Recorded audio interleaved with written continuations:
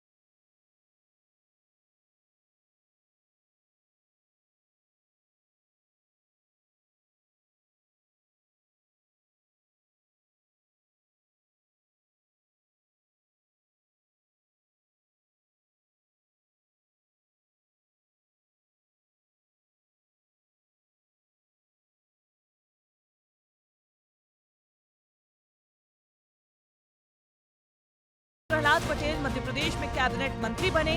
उमा भारती सामाजिक मुद्दों पर सक्रिय रही। उमा और प्रहलाद की इस मुलाकात को लोधी समाज को संगठित करने की एक कोशिश भी माना जा रहा है। तो एक सामान्य शिष्टाचार जैसी मुलाकात इस तरह की होती रहती है, पर चूंकि ये मामला मीडिया में आया है और उसको इस तरह से परिलक्षित किया जा रहा है कि कुछ बड़ा पकड़ा है, मुझे लगता है कि ऐसा कोई बहुत ज़्यादा इसमें नहीं है। कारण उसका ये है कि उमा भारती राजनीति के हाशिए पर है। भारतीय जनता पार्टी ने उनको जिस तरह से दरकिनार किया हुआ है, वैसी परिस्थिति में अक्सर उनकी कोशिश ये होती है कि वो प्रासंगिक बनी रहे। ऐसे में उमा और प्रहलाद की मुलाकात सियासी गलियारों में नए समीकरणों की ओर इशारा भी कर रही है। बीते दौर में उमा भारती ने शराबबंदी और सामाजिक मुद्दों पर जोर दिया, जिसके चलते वो बीजेपी की नीतियों पर सवाल उठाती रही। वहीं प्रहलाद पटेल ने केंद्र से राज्य की सियासत में वापसी की है और उनकी सक्रियता ने उन्हें चर्चा में बनाए रखा है। मध्य प्रदेश में लोधी समुदाय है और उमा भारती उस समुदाय की सबसे बड़ी नेता मध्य प्रदेश की हैं। प्रहलाद पटेल हैं। उमा भारती न केवल लोधी समुदाय बल्कि पूरे देश के लोधी समुदाय की सबसे बड़ी नेता है। ये ज़रूर है कि जो लोधी समुदाय मध्य प्रदेश में भारतीय जनता पार्टी से खिन्न चल रहा है, उसको कहीं ना कहीं एक फेस देने की कोशिश इन दोनों नेताओं की मुलाकात से होती दिखती है। हालांकि प्रहलाद पटेल ने इस मुलाकात को पारिवारिक बताया और बीजेपी ने इसे व्यक्तिगत भेंट करार दिया। मुझे लगता है कि सहज रूप से मिलने को मायने नहीं निकालना चाहिए। भारतीय जनता पार्टी एक परिवार में सब लोग हम काम करते हैं, तो मिलना जुलना एक सहज प्रक्रिया है, इसके कोई और मायने नहीं होने चाहिए। लेकिन सियासत के रंगमंच में कोई बयान छोटा नहीं होता और कोई मुलाकात निजी नहीं होती। सबके अपने अपने राजनीतिक मायने होते हैं। लेकिन इस मुलाकात के सियासी मायने भी हैं।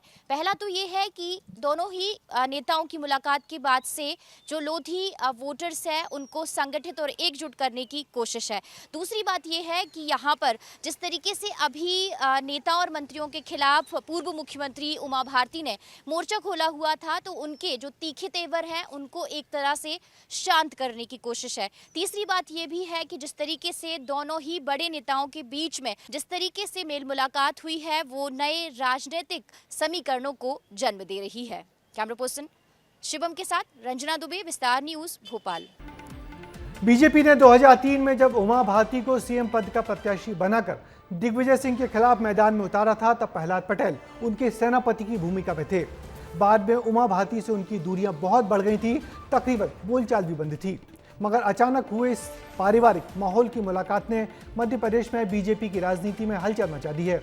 आने वाले दिनों में दो बड़े नेताओं की इस मुलाकात के कुछ और पहलू भी सामने आएंगे, जिस पर विस्तार न्यूज़ की लगातार नजर रहेगी।